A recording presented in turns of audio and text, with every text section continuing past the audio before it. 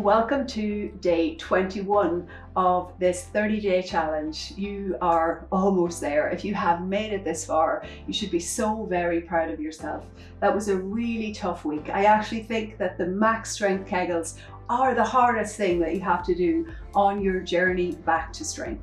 Thankfully, the next week there won't be any max strength Kegels. It's going to be a little different, so we do need to do some activations, but it's more focused on functional exercise, which I really enjoy. It's my favorite thing to do, is to actually be dynamic with the body. But today we have our last max strength Kegel exercise, and I think maybe we saved the best to last, but you can be the judge of that, so you can see whenever we come into the position that we're going to work in today. Now, if you're working on relaxation, please go ahead and skip through to the relaxation section. You will see the timestamp in the description down below. Otherwise, you can come up and join me for today's pose, which is going to be the goddess pose. Now, when it comes to the goddess pose, it is a pose where we have our feet wider than hip distance apart, and we are going to squat down into our goddess pose. Now we're going to take the arms with us today as we practice, so we're going to be flowing a little bit. But what I want you to do when we come down is relax to the RPE4. When we come up, take your maximum strength contraction. So that's as hard as you can with your pelvic floor contraction. Now, the feet, when we come down, the knees need to track the second toe. So you need to make sure that the knees aren't falling in as you come down. They need to follow over the second toe. So it's like a wide squat, almost like sumo squat. And as we come down, I'll just show you once the movement we're going to make before we start to do it. So we're going to take the legs wide. So imagine that you have to externally rotate. You have to turn on those nice external rotators that we have been working on in some of the earlier videos as you come down, and then you bring the arms down, and as you come up, you bring the arms up, you contract the pelvic floor as hard as possible. Then you come down, you bring the arms to the front, and you come up. So we're going to do this as we contract the pelvic floor nice and strongly on the way up, and we relax just to a 4 on the way down. So if you did come down and join me there, just give everything a little shake before we start. And then take your feet nice and wide. You want to prepare your body, so activate those little external hip rotators for when we're coming down. And you have to use also the muscles on the insides of the legs to try to encourage the you get a little bit of length here as you're coming down, and try to encourage that opening on the way down. Okay, so bring your awareness first to your breath. So we're going to inhale, relax the pelvic floor. Exhale, take your RPE4. So take your gentle, sustained endurance contraction. Feet have good connection with the floor, hands come in front of the body. We're going to inhale and exhale. Keep holding that little contraction. Then we're going to inhale, and as we exhale, we're coming down, sending the knees out, and then we inhale, squeeze the pelvic floor hard as you can, coming up, whoops. Exhale, coming down, keep holding the pelvic floor, RPE4, inhale, contract up to RPE10, exhale, relax, down to RPE4, inhale, contract up to RPE10, exhale, relax, down to RPE4, inhale, contract, up to RPE10, exhale, down to RPE4, one more, inhale, contract, RPE10, exhale, relax, RPE4, and let go. Now heel toe, the feet together, and give everything a little shake. Now, if you get a little off balance, when you look up at your hands, then take the arms up without looking up, take them back down again, okay? All right, just give the legs a little shake. We're getting ready to go again. So the feet come a little bit wider than hip distance. Remember, the knees are tracking over the second toe and the middle toe. So you're not dropping in. You really have to open out as you come up and down. And imagine the hips should be going straight down, straight up. So not back, but straight down and straight up.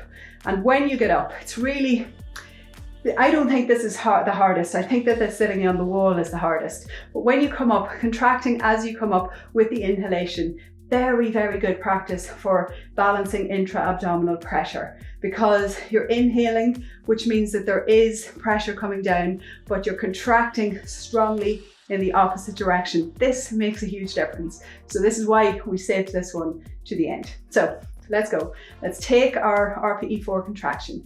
Let's inhale and exhale. Then we're going to inhale and then we're going to exhale, lower down, keep the RPE4, inhale, squeeze the pelvic floor as hard as possible.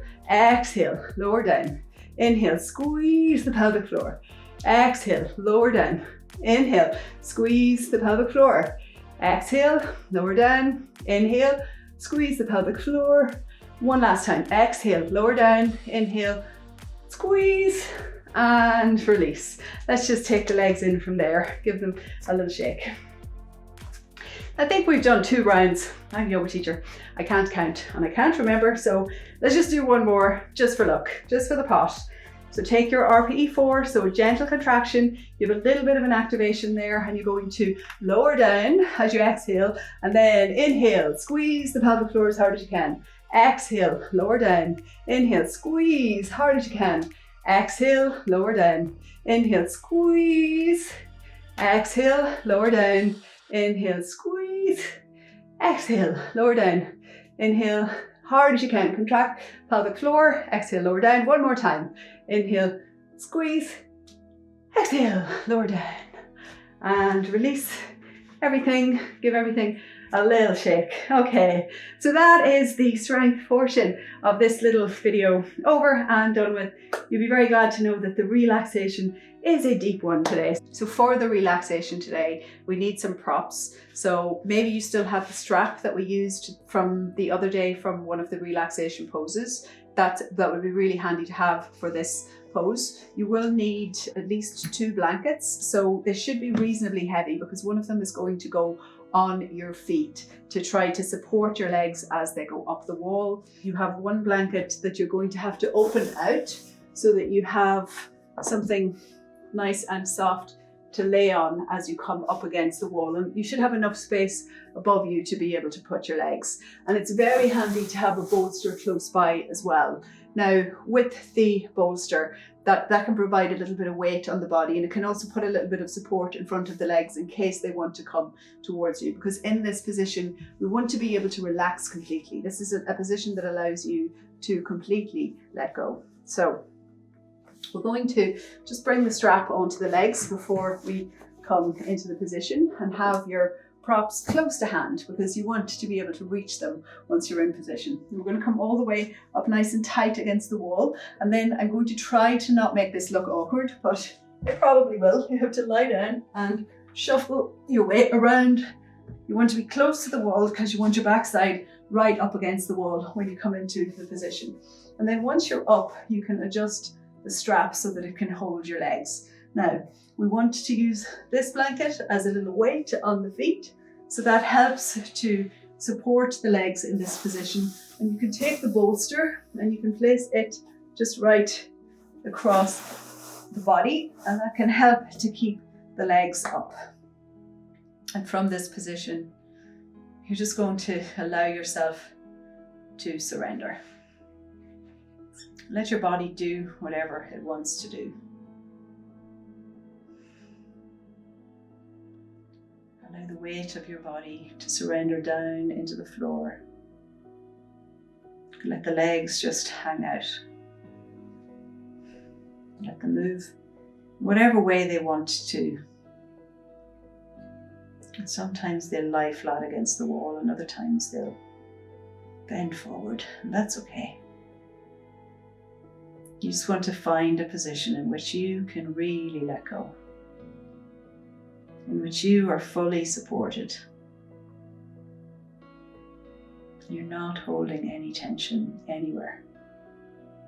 You're just releasing and relaxing. Just let the pelvic floor be really soft. You can use an eye pillow if you have one. Can be a really nice way to bring extra relaxation when you have just a little bit of weight over the eyes. Everything in between the soles of the feet. Palms of the hand and the top of the head is all nice and relaxed. Feel a deep letting go as you allow the body to give up any effort that's left. Allowing your props to support you.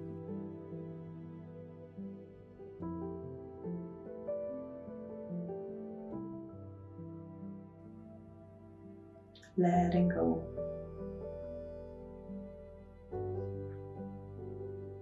And then starting to take the first of 3 long, deep breaths.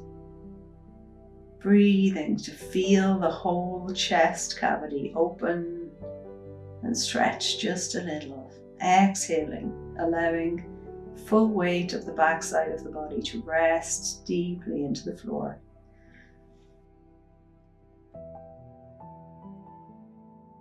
Inhaling deeply and exhaling completely.